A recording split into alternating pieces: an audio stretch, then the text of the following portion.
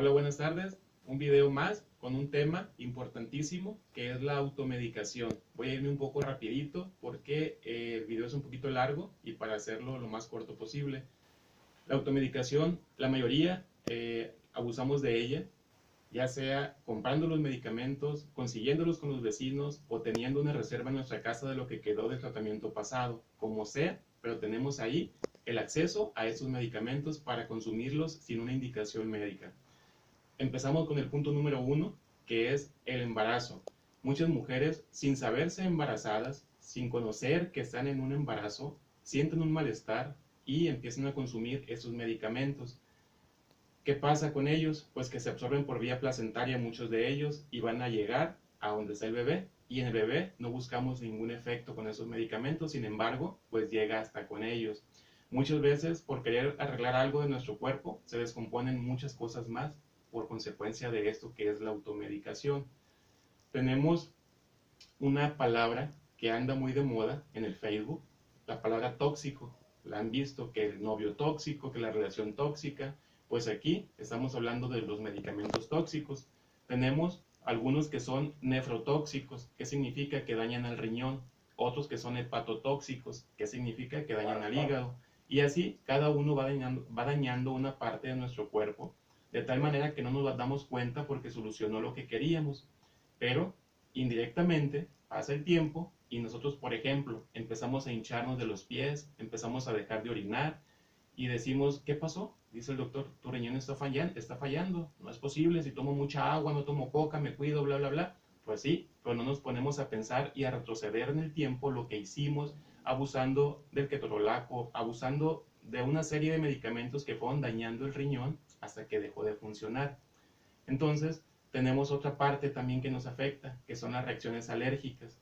Muchas veces no nos conocemos alérgicos a algún medicamento y aún así lo consumimos. Y una reacción alérgica puede provocarnos hasta un choque anafiláctico. Luego, si quieren, vemos un tema de choque anafiláctico. Ahorita lo que les puedo adelantar es que es un problema que les puede causar la muerte en el instante, en casa, sin siquiera darles tiempo de acudir a una institución de salud. Entonces, son cosas súper importantísimas que tienen mucho más importancia de lo que le hemos dado y continuamos haciéndolo.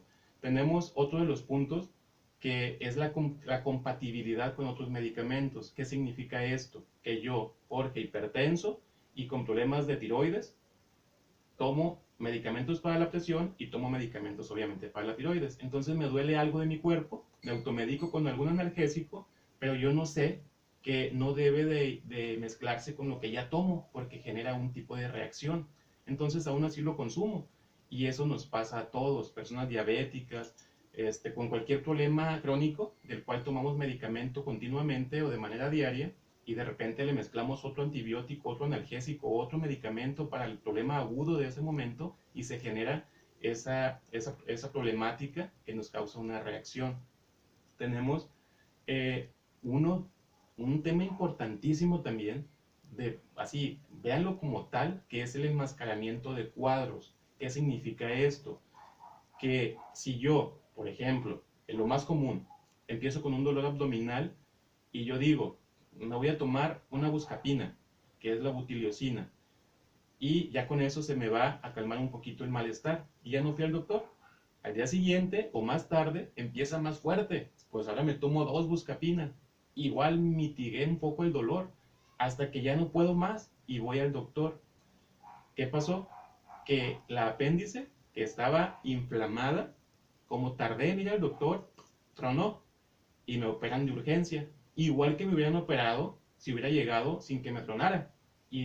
Pero la diferencia es que esa cirugía de inicio, sin que me hubiera tronado, hubiera sido una cirugía sencilla, tranquila, sin mayor problema. Ya con la apéndice tronada o reventada, ahí son riesgos enormes, situaciones muy complicadas, podemos caer en un choque séptico, luego vemos ese tema también si usan lo de choque séptico, pero todo por habernos automedicado, por no haber ido a una institución de salud, con algún médico, con algún conocedor de esta parte, pero es algo de lo más común que hacemos cada día. Tenemos otro punto, no muy común, pero no deja también de ser importante, la dependencia. generamos dependencia a ciertos medicamentos. Por ejemplo, conozco personas que dicen, es que no puedo estar sin tomar naproxen, si no, empiezo con dolencias de todo el cuerpo. No puedo dejar el diclofenaco, no puedo estar sin omeprazol, no puedo estar sin esto, sin lo otro. Hay medicamentos que tienen un efecto tan severo como efecto secundario que si lo tomamos continuamente nos va a ir peor que si lo suspendemos. Entonces, a eso es a lo que me refiero con dependencia, que generamos esa parte a lo mejor psicológica, quizá no, pero el hecho de depender del medicamento para sentirnos bien, pues eso no debería de ser lo correcto. Entonces, son una serie de puntos que lleva todo a consecuencia de la automedicación. Entramos a otro punto que me da hasta miedo tocarlo, que no sé si han escuchado ustedes hablar de lo que es la farmacoresistencia o lo que también le conocen como drogoresistencia, o también puede ser, pues tómenlo así como farmacoresistencia, que lo invertimos y es resistencia a los fármacos, a los medicamentos. ¿Qué es? ¿Con qué se come esto?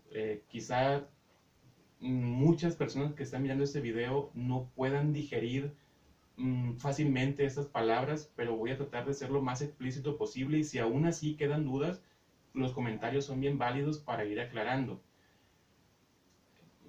Les voy a comentar una situación que me trae a mí la mente así bien alerta, bien despierta en ese sentido.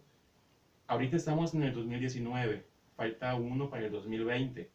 Pues según estudios científicos, para el 2050, casi dentro de 30 años, vamos a tener al año 10 millones de muertes por la farmacoresistencia. 10 millones de muertes. Ahorita actualmente están ocurriendo 700,000 muertes por la farmacoresistencia. De 700,000 subirá a 10 millones.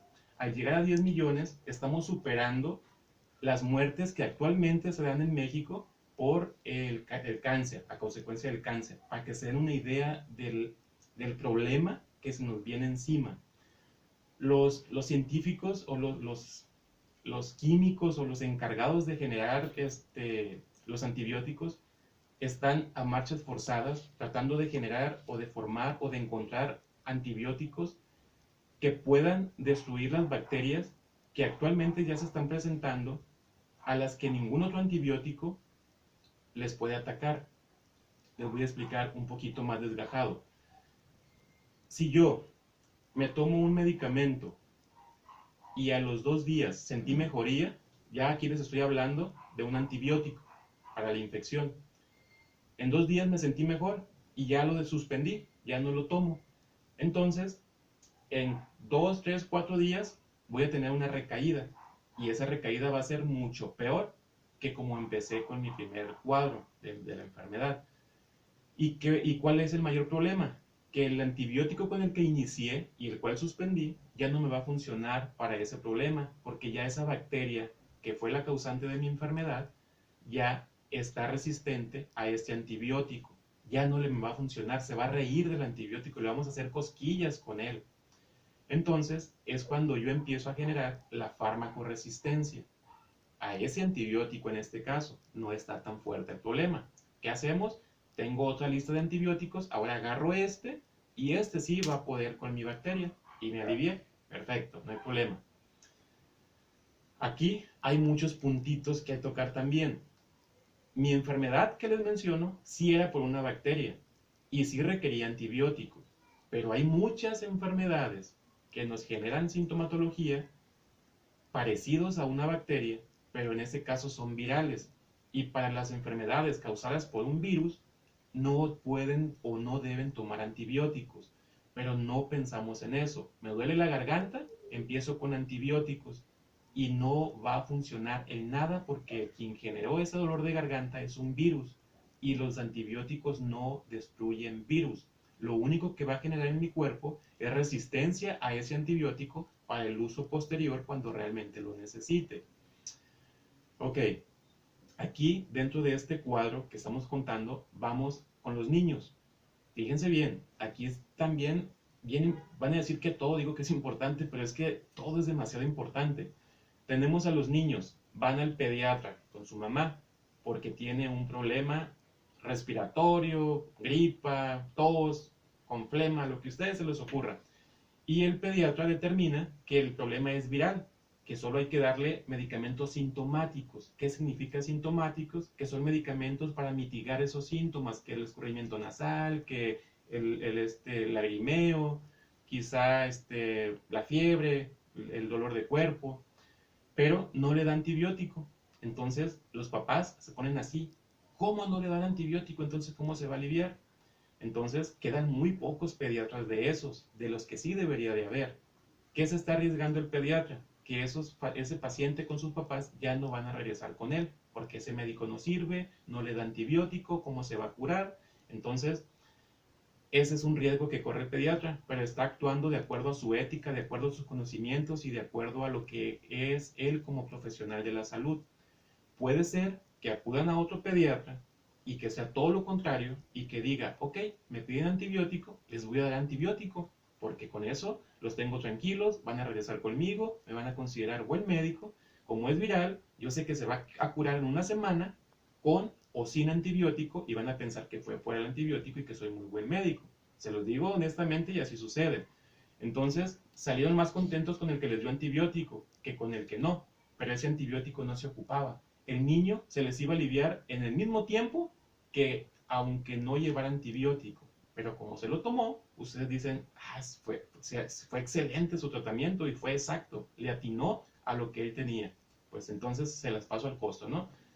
No estemos saturando a los niños de antibiótico, no les cae bien tanto antibiótico y mucho menos si no lo requiere y no lo necesita. Ahora, estamos suponiendo que, vamos a suponer que sí lo ocupaba, sí se le dio, se lo indicó el doctor y el papá y la mamá, cuando el niño estaba muy mal de inicio, bien preocupados, llegan a su casa, preparan el antibiótico, porque algunos que son de preparación en ese momento, y le inician como debe de ser, como dice la receta, en la mañana, a mediodía y en la noche.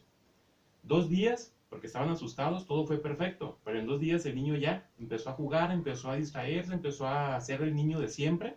¿Y qué pasa con el antibiótico? Y al día siguiente, si acaso en la mañana y en la noche, si bien le va. Al día siguiente, ya si acaso en la noche, porque me acuerdo es en la noche. Y ya después, ni en la mañana ni en la noche. Entonces, ¿qué pasa con ese niño? Igual, va a tener recaída y mucho más fuerte que como inició, y ese antibiótico ya no le va a funcionar. Entonces, si se fijan, aquí quedó antibiótico porque no se lo terminó. Ese niño se va a complicar, va a ir quizás hasta internarse a un hospital, pero ya va a ser un tratamiento intravenoso con antibióticos mucho más potentes que ya los que podían haberlo usado ya no le funcionan. Entonces, aquí otro puntito así levecito, no dejemos, papás, la responsabilidad completa de los medicamentos a la mamá. Yo sé que muchas veces, o la mayoría de las veces, aunque ya se está igualando la situación, pero papá trabaja. Entonces, cuando llegues del trabajo, papá, recuérdale a mamá, o una llamadita cada que creas que sea hora que le toca medicamento. No está de más una recordadita a la mamá que se queda con todas las tareas del hogar, si es el caso así. A veces es al revés, que la mamá es la que sale a trabajar y el papá se queda. Pero es un trabajo en equipo. El que el niño se alivie es un trabajo en equipo. Ahora, retomando el tema, que no se tomó el tratamiento completo. Yo me lo imagino de esta manera y se lo voy a explicar así, para que sea un poco más explícito. Esa es la bacteria que le estaba ocasionando el problema al niño. Le damos antibiótico una semana, lo estoy cubriendo esa bacteria. Un día. Le doy antibiótico completo, otro día le pongo otra capa encima. Y ya, como se alivió, porque esta bacteria ya quedó como dormida, como atalantada, el niño mejoró, pero ya no hubo más medicamento, ya no hubo más capas que fueran aplastando a esa bacteria y empieza a revivir, empieza a despertar y empieza a romper las capas y sale de nuevo. Pero ya esta bacteria, imagínensela como un monstruito, un monstruo que está así feroz y que ahora viene con todo y que si tú le reinicias ese antibiótico, le vas a hacer cosquillitas y se va a reír de ti porque ya no le sirve de nada. Es así como se genera la farmacoresistencia. Entonces, si yo le hubiera seguido los 7 días o los días que me haya dicho el doctor, le genero la cantidad de capas suficientes para destruirlo y que ahí quede preso y ya no salga esa bacteria para nada y mi niño se alivie, pues ocupamos esa constancia de esos medicamentos, ese tiempo que tenía que habérselo tomado y que no se lo dimos por descuido, por confiarnos en que ya sabe mejor, por lo que ustedes quieran. El que el médico diga cada tanto, por tantos días, no lo pone por gusto porque ocupa llenar ese espacio en la receta. Lo está poniendo porque así debe de ser para que el medicamento haga el efecto en esa persona. Y, les estoy hablando del niño. El adulto somos iguales, pero ya depende de nosotros y ahí no es tanto la injusticia, si así le podemos llamar, porque a mí en el niño se me hace una injusticia porque el niño no sabe, nosotros somos los que sabemos por él. Y el adulto ya nosotros conocemos la situación y yo sé si abandono o no el tratamiento. Entonces, esto es bien común con los pacientes de tuberculosis. Tuberculosis es una enfermedad que luego la vamos a abordar como tal de lleno. Son tratamientos muy largos, el paciente abandona, se cansa, se harta y ya cuando empieza de nuevo con los síntomas, se le vuelve a iniciar y ya no le funciona. Ahora, viene una cosa que se llama cultivo con antibiograma.